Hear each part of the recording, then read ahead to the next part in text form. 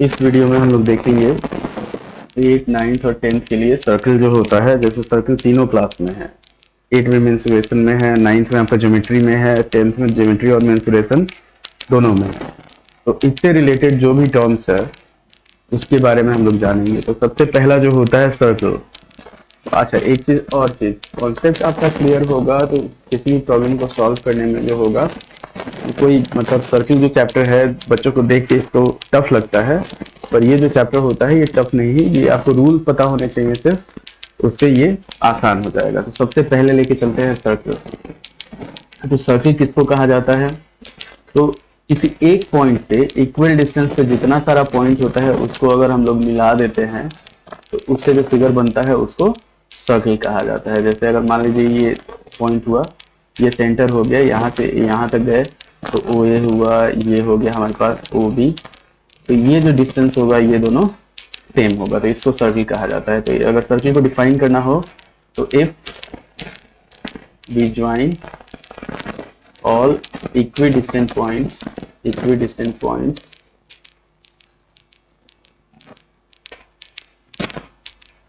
from a given point, किसी एक point से इक्वल डिस्टेंस से जितना सारा पॉइंट होगा उसको अगर मिला दिया जाता है तो उससे जो फिगर फॉर्म होता है, देन फिगर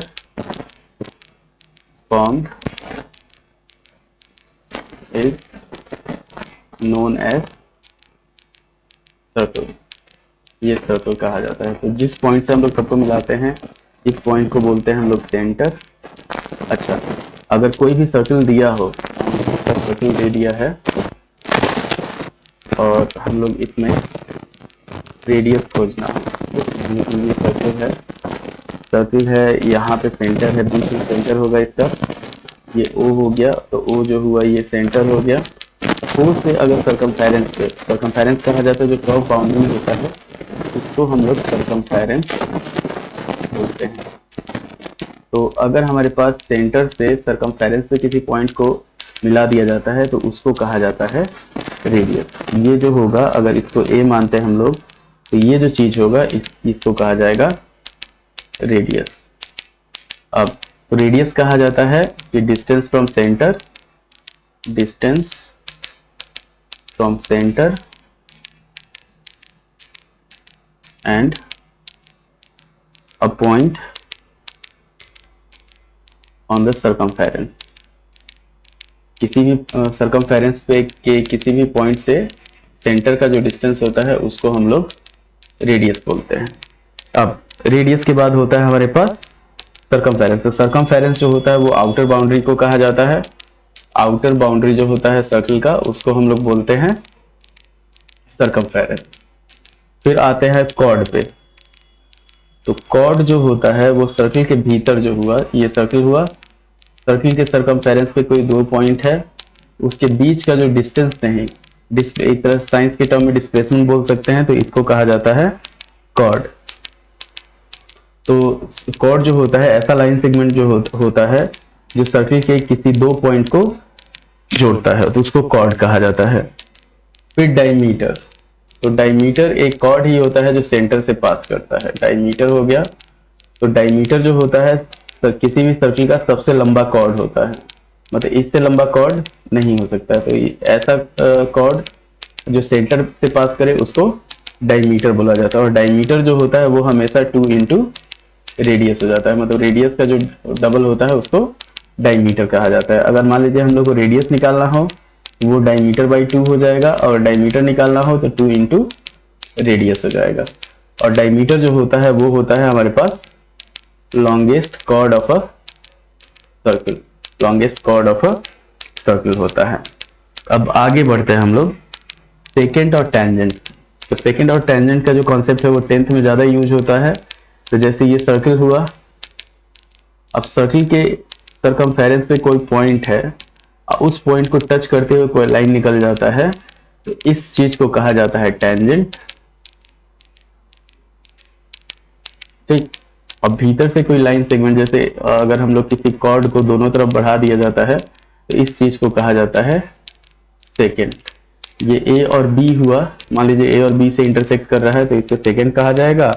ये मान लेते हैं हम लोग पॉइंट सी हो गया। तो सी जो होता है वो होता है हमारे पास पॉइंट ऑफ कांटेक्ट, ये चीज होता है। यहाँ सेंटर से, ये सेंटर हुआ, तो सेंटर से अगर इसको सी को मिलाया जाएगा तो ये परपेंडिकुलर होता है इस पे, तो ये टेंजेंट हो जाता है और सेकेंट हो जाता है। डायमीटर जो हुआ, लॉन्गेस्ट कॉर्ड जो होता है वो डायमीटर कहा जाता है। उसके बाद हम लोग बढ़ते हैं, अगला जो टर्म होता है टेंजेंट हो गया। फिर अगर कोई सर्कुलर रीजन दिया हुआ, मान लीजिए ये हमारे पास सर्किल है, तो सर्किल के भीतर जो रीजन होता है, ये जो रीजन होता है इसको हम लोग बोलते हैं सर्कुलर रीजन। तो ये अगर कोई पॉइंट यहाँ पे है, ए पे है, तो ये हो गया हमारे पास एक्सटीरियर ऑफ सर्कल। मान लीजिए यहाँ बी है तो ये हो गया इंटीरियर ऑफ सर्कल।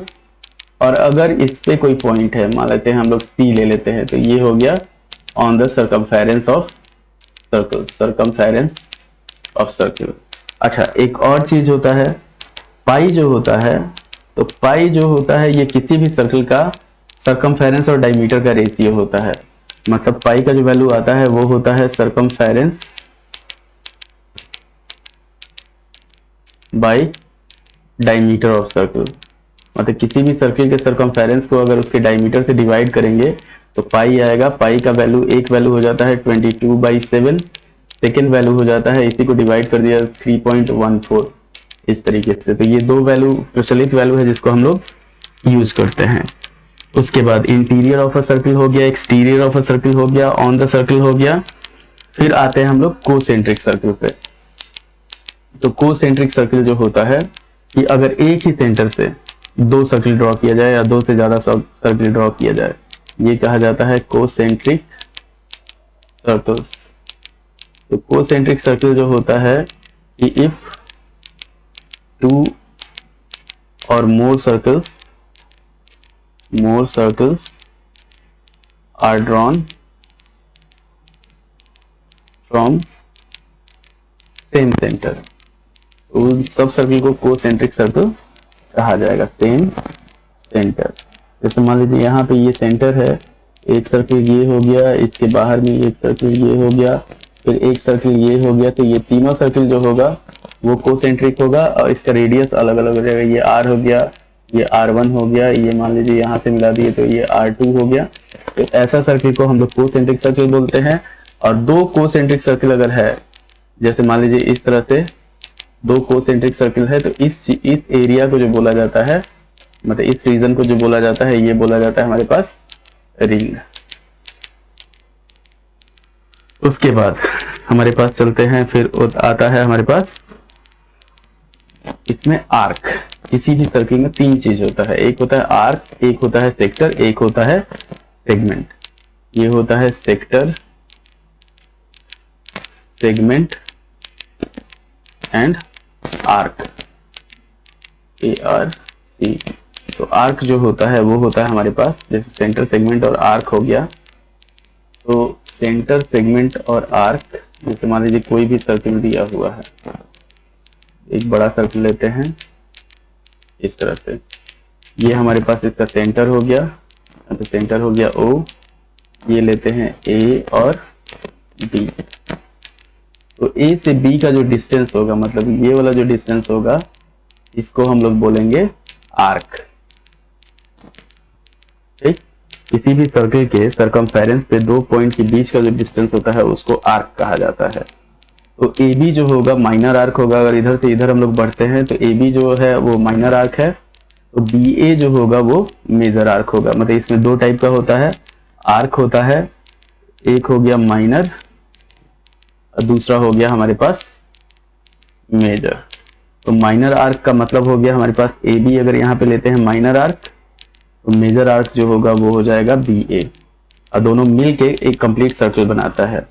अब अगर इसको मिला दिया जाता है, O से A को मिला दिए, O से B को मिला दिए, तो ये रीजन जो होगा इसको कहा जाता है हम लोग सेक्टर बोलते हैं। ये हो गया हमारे पास सेक्टर। तो सेक्टर भी दो होता है, माइनर और मेजर सेक्टर। अगर सेक्टर में हम लोग चलते हैं, सेक्टर में तो माइनर सेक्टर अगर हम लोग लेते हैं AOB, तो मेजर जो होगा वो हो जाएगा BOA, ये हो जाएगा सेक्टर। सेगमेंट में चलते हैं। तो सर्किल जो हुआ, मान लीजिए ये सर्किल हुआ, सर्किल में अगर कोई कॉर्ड खींचा गया है तो कॉर्ड इसको दो सेगमेंट में डिवाइड करता है, एक माइनर एक मेजर। इतना ध्यान रखना है हम लोग को।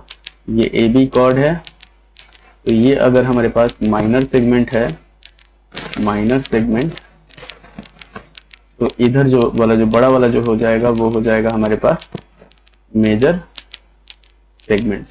इसका एक प्रॉपर्टी होता है कि अगर माइनर मेजर हम लोग को नहीं दिया हुआ है तो हम लोग तीनों केस में सेंट्रल एंगल होगा। जैसे अगर हम लोग आर्क लेते हैं, ये मान लीजिए ए और बी है, यहाँ सेंटर है, तो आर्क जो होगा सेंटर पे एक एंगल फॉर्म करेगा। सेक्टर अगर होता है तो सेक्टर भी एक एंगल फॉर्म करेगा यहाँ पे सेंटर पे। और अगर सेगमेंट होता है तो सेगमेंट भी एक एंगल फॉर्म करेगा। जैसे ए बी हुआ, तो यहाँ पे अगर हम लोग लेके चलते हैं तो यहाँ पे एंगल फॉर्म करेगा। तो मेजर और माइनर का डिसीजन जो होता है, मान लीजिए ये अगर मेजर हम लोग लेते हैं और माइनर लेते हैं, दो केस, तो माइनर जो होता है अगर थीटा का जो वैल्यू है वो लेस देन 180 है तो ये माइनर होता है, और थीटा का वैल्यू अगर ग्रेटर देन 180 है तो ये मेजर होता है। तो major arc, major segment, minor segment, major sector, minor sector, ये चीज होता है। उसके बाद हम लोग बढ़ते हैं दो कॉन्ग्रुएंट आर्क जो होगा, अगर सेम सर्किल है, मान लीजिए कॉन्ग्रुएंट आर्क है, कॉन्ग्रुएंट सेगमेंट को कहा जाता है।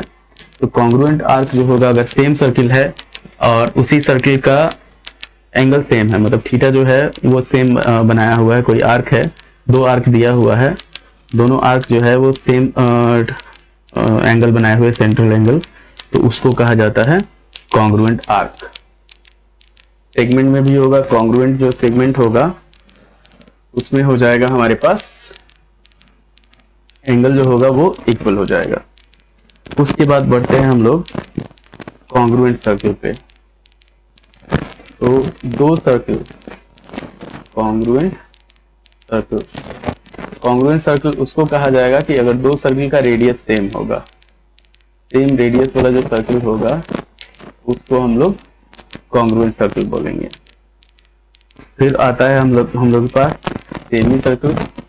तो डायमीटर जो होता है, अगर हम लोग सेमी सर्किल को डिफाइन करना होगा तो डायमीटर जो होता है वो सर्किल को दो पार्ट में डिवाइड करता है। अगर मान लीजिए ये सर्किल है, यहाँ पे डायमीटर हम लोग ड्रॉ किए, तो ये वाला पोर्शन अलग सेमी सर्किल हो जाएगा और ये वाला पोर्शन अलग सेमी सर्किल। तो सेमी सर्किल का फोटो जो बनता है, फिगर जो बनता है वो इस तरीके से होता है। ये यहाँ पे सेंटर हो गया, ए बी जो हुआ वो डायमीटर हुआ, इसको कहा जाता है सेमी सर्किल। अगला जो चीज होता है वो होता है हमारे पास क्वाड्रेंट। तो क्वाड्रेंट जो होता है, सर्किल का 1/4 जो पार्ट होता है उसको क्वाड्रेंट कहा जाता है। क्वाड्रेंट जो होता है 1/4 ऑफ द सर्किल होता है। जैसे यहाँ पे ये 90 डिग्री है, ये रेडियस हुआ, ये रेडियस हुआ, तो ये क्वाड्रेंट कहाएगा। मतलब अगर कोई सर्किल दिया हुआ है और सर्किल में हम लोग दो डायमीटर खींचते हैं जो एक दूसरे पे परपेंडिकुलर है, तो ये जो चार पार्ट है, 1 2 3 और 4, ये चारों क्वाड्रेंट कहा जाता है। उसके बाद क्वाड्रेंट के बाद हम लोग बढ़ते हैं, अगला जो हो जाता है साइक्लिक क्वाड्रिलेटरल। तो साइक्लिक क्वाड्रिलेटरल जो होता है, साइक्लिक क्वाड्रिलेटरल, तो ऐसा क्वाड्रिलेटरल जिसका चारों जो वर्टेक्स है वो सर्किल पे होते हैं। मान लीजिए ये सर्किल दे दिया, एक यहाँ पे हम लोग लिए, ये बनाए क्वाड्रिलेटरल बनाए, तो ये जो क्वाड्रिलेटरल होगा, ए बी सी और डी जो होगा, इसको साइक्लिक क्वाड्रिलेटरल कहा जाएगा। और साइक्लिक क्वाड्रिलेटरल का एक प्रॉपर्टी होता है, इसका अपोजिट एंगल का सम जो होता है, अपोजिट एंगल्स आर सप्लीमेंट्री। तो कोई भी ऐसा क्वाड्रिलेटरल जिसका अपोजिट एंगल का सम 180 है उसको साइक्लिक क्वाड्रिलेटरल कहा जाएगा। साइक्लिक क्वाड्रिलेटरल कौन कौन सा क्वाड्रिलेटरल हो जाएगा? अगर साइक्लिक क्वाड्रिलेटरल हम लोग लेते हैं तो जनरल क्वाड्रिलेटरल में हमारे पास हो जाएगा रेक्टेंगल होगा। रेक्टेंगल भी साइक्लिक क्वाड्रिलेटरल होता है, कैसे कि इसके अपोजिट एंगल का सम जो होता है 180 होता है, ये 90 होगा, ये 90 होगा। फिर हो जाता है हमारे पास स्क्वायर, स्क्वायर का भी अपोजिट एंगल का सम 180 हो जाता है, 90 और 90। उसके बाद थर्ड होता है हमारे पास आइसोसेलस ट्रेपेजियम जो होता है, आइसोसेलस ट्रेपेजियम जो होता है वो होता है हमारे पास साइक्लिक क्वाड्रिलेटरल, मतलब इस तरह से रहेगा, यहाँ पे ये दोनों इक्वल रहेगा, तो इसका सम 180, इसका 180। उसके बाद अगर मान लीजिए हमारे पास सर्किल के भीतर अगर साइक्लिक दिया हुआ है पैरालेलोग्राम, तो साइक्लिक पैरालेलोग्राम जो होगा वो रेक्टेंगल होगा। अगर साइक्लिक रोम्बस दिया हुआ है, सर्किल के भीतर रोम्बस दिया हुआ है, तो ये हो जाएगा हमारे पास स्क्वायर। और सर्किल के भीतर अगर ट्रेपेजियम दिया हुआ है, ट्रेपेजियम, तो ये हो जाएगा हमारे पास आइसोसेलस ट्रेपेजियम, मतलब ऐसा ट्रेपेजियम जिसका नॉन पैरेलल साइड जो होगा वो इक्वल होगा। आगे हम लोग एक सर्किल जो होगा, अगर दो सर्किल लिया जाए, मान लीजिए दो सर्किल लेंगे, तो दो सर्किल सिर्फ एक तीन तरह का फिगर हो जाएगा, एक यहाँ पे और एक यहाँ पे छोटा सा सर्किल हो गया। एक्सटर्नली जो एक पॉइंट के बीच का रहता है 1 पॉइंट। इसके बाद अगर हम लोग ले लेते हैं, मान लीजिए यहाँ पे, अच्छा इस वाले सर्किल में क्या होगा, अगर ये सर्किल दिया हुआ है, यहाँ पे टेंजेंट, कॉमन टेंजेंट जो होगा वो इसके सेंटर से बाइसेक्ट होगा, ये जो होगा ये आधा, ये डिग्री नहीं, फिर सेकेंड जो होगा, दो सर्किल दो से ज्यादा पॉइंट पे कभी भी इंटरसेक्ट एक दूसरे को इंटरसेक्ट नहीं करेगा। तो मान लीजिए यहाँ पे ए है, ये बी है, ये ए बी जैसे तीसरा पॉइंट 3 पॉइंट को इंटरसेक्ट करेगा, ये रूल होता है two circles can intersect each other at only 3 points। जैसे 3 पॉइंट होगा तो 3 पॉइंट से सिर्फ एक सर्किल ड्रॉ किया जा सकता है। एक रूल होता है 1 and only 1 circle can be drawn from 3 given point। 3 given point से सिर्फ एक ही सर्किल ड्रॉ किया जा सकता है। अब एक होता है इन सर्किल और आउट सर्किल का कॉन्सेप्ट, जैसे सर्कम सर्किल कहा जाता है और इन सर्किल कहा जाता है। तो सर्कम सर्किल जो होता है वो होता है कि अगर कोई ट्रायंगल दिया हुआ, ट्रायंगल है, ट्रायंगल के हम लोग दो साइड को बाइसेक्ट करते हैं, दो साइड को बाइसेक्ट किए, बाइसेक्ट करने के बाद जिस पॉइंट को दोनों बाइसेक्टर मिल रहा है वहां से अगर हम लोग किसी वर्टेक्स को मिला देते हैं, तो ये रेडियस लेके इसको हम लोग एक सर्किल ड्रॉ कर सकते हैं, देख के ट्रायंगल के तीनों पॉइंट पे बाहर बाहर जाएगा। तो इसको कहा जाता है सर्कम सर्किल। अगर कोई ट्रायंगल दिया हुआ है, मान लीजिए इस तरह से ट्रायंगल दिया हुआ है, इसके दो एंगल को हम लोग बाइसेक्ट किए और दोनों जहां पे इंटरसेक्ट कर रहा है इस पॉइंट को परपेंडिकुलर ड्रॉ कर दिए, तो स्मॉल रेडियस हो गया। इसको कहा जाता है इन सर्किल, तीनों साइड को टच करते हैं सर्किल कहा जाता है। ये हो गया हमारे पास। तो सर्कम सर्किल जो होता है, साइड बाइसेक्टर का जो इंटरसेक्शन पॉइंट होता है उसको सर्कम सेंटर हो जाएगा, इन सर्किल हो जाएगा। उसके बाद एक और चीज होता है कि अगर कोई सर्किल दिया हुआ है, सर्किल के भीतर कोई क्वाड्रिलेटरल है, हम लोग को उसका सेंटर फाइंड करना है, सर्किल का सेंटर फाइंड करना है। हम लोग क्या करेंगे, सिर्फ दो साइड को बाइसेक्ट करेंगे, दोनों पॉइंट जहाँ पे मिलेगा वो हो जाएगा हमारे पास सेंटर ऑफ द सर्कल। अब ये हो गया हमारे पास 8, 9, 10 का जो सर्किल का अलग अलग टर्म है, उसका डेफिनेशन हो गया आपका, उसके बारे में उसको क्या कहा जाता है, क्या होता है, ये सब हो गया।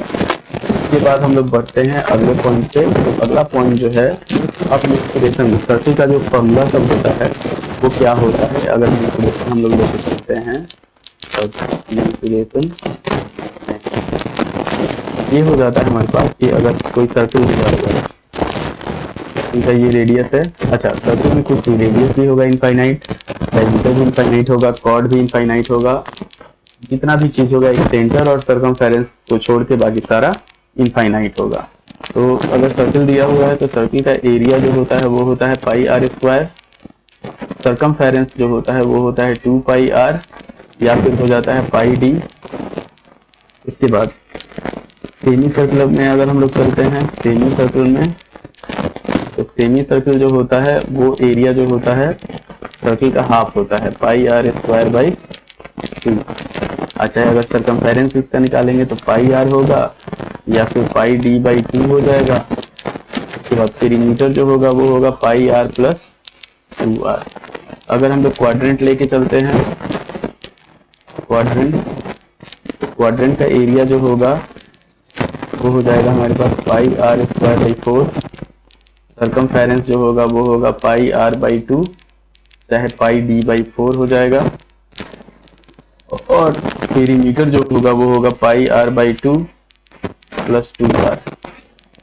तो ये चीज हो गया मेंसुरेशन, ये क्लास 8 में इतना सर्कल के लिए। अब एरिया ऑफ रिंग जो होता है, जैसे मान लीजिए कोई भी सर्कल है जिसमें हम लोग को रिंग दिया हुआ है, मतलब 2 कोसेंट्रिक सर्कल दे दिया है, इस तरीके से दोनों का रेडियस दे दिया, हम लोग को एरिया ऑफ रिंग निकालना है। एरिया ऑफ रिंग जो होता है, एरिया ऑफ रिंग ये हो जाता है हमारे पास pi R square minus R square, चाहे पाई आर प्लस आर और आर माइनस आर। तो ये हुआ हमारे पास कुछ रिलेटेड टर्म होता है सर्कल से उस पर। तो ये तीनों क्लास के लिए, 8 के लिए भी है, 9 के लिए भी है और 10 के लिए भी है। अब क्या होगा 9th और 10th के लिए अलग अलग, जो भी 9th का थ्योरम सीखना है पार्ट में हम लोग के थ्योरम लेके चलेंगे। 9th के लिए जो सर्कल है, 10th का भी थ्योरम और सॉल्यूशन सारा चीज आएगा, थ्योरम भी हो गया और सॉल्यूशन, थ्योरम प्लस सॉल्यूशन। तो उम्मीद है कि आपको ये वीडियो पसंद आया होगा। लाइक करें, शेयर करें, सब्सक्राइब करें और हमारे चैनल को ग्रो होने में मदद करें। धन्यवाद।